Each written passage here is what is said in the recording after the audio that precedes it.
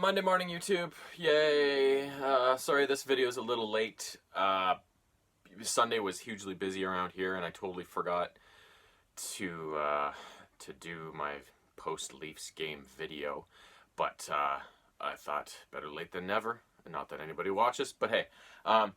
The Leafs played the Bruins on Saturday night in Toronto, and of course, as usual, this is a highly looked forward to affair given the history these teams have had over the last number of years, meeting up in the playoffs and all the rivalry they've developed because of that, and a lot of regular season games as well.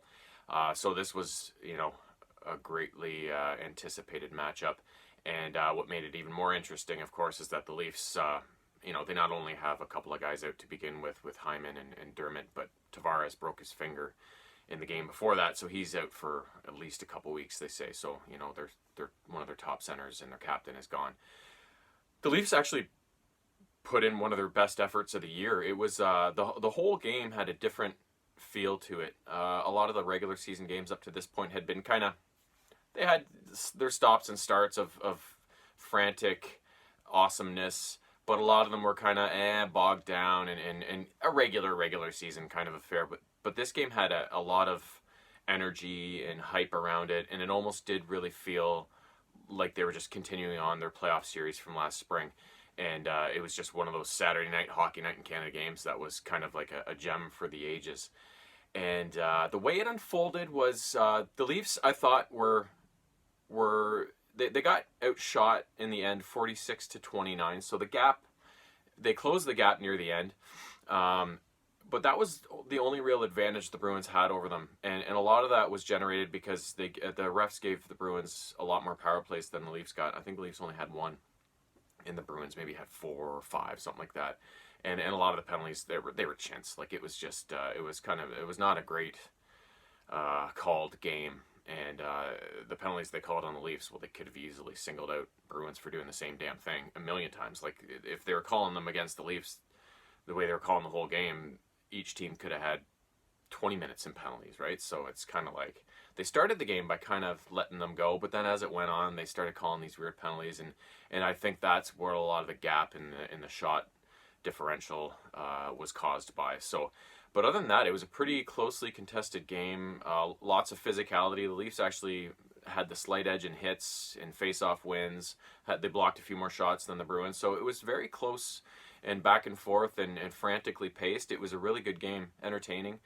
And they traded goals. The Leafs had a 2-1 advantage after the first period. Riley got his first of the season to open the scoring. And then Timashov got his first goal for the Leafs on a nice little individual effort to curl out from the corner and whip a nice wrist or glove side on Halak. And Timashov had a really good game. This is the first game where I've really noticed him be involved a lot. He hit a number of guys and scored that goal. He was really involved that night.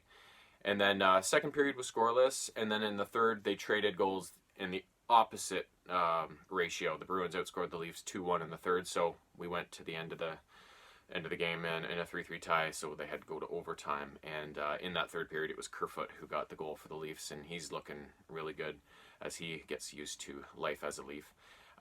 So, I mean, a game like that, of course, there's no surprise it went to overtime. It was that kind of game. And lots of chances in the overtime. The Leafs kind of took over in the 3-on-3, and it was, I'm not sure if the Bruins had a shot in overtime, actually. It was mostly the Leafs.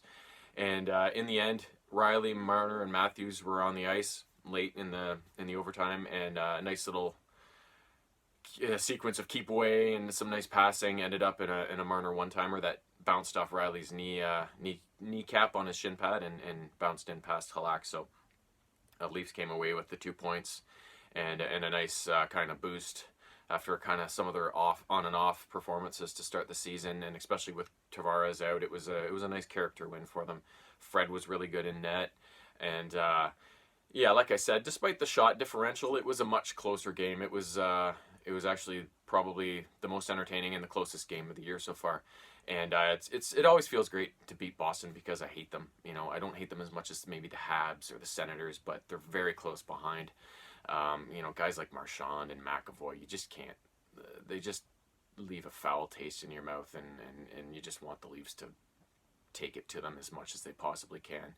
And on that night, they actually did. So, hey, I'll take the win. We'll move on. They play again on Tuesday in Boston after a back-to-back because they play Columbus tonight. So we'll see. That'll be a huge test. So we'll see where the Leafs are at on Tuesday night, of course. So until then, well, and until tonight, I'm not ruling out tonight's game as not unimportant or anything, but I'm more looking forward to, of course, the rematch against Boston on Tuesday to see how they respond in that kind of situation. So you'll see me tomorrow and Wednesday.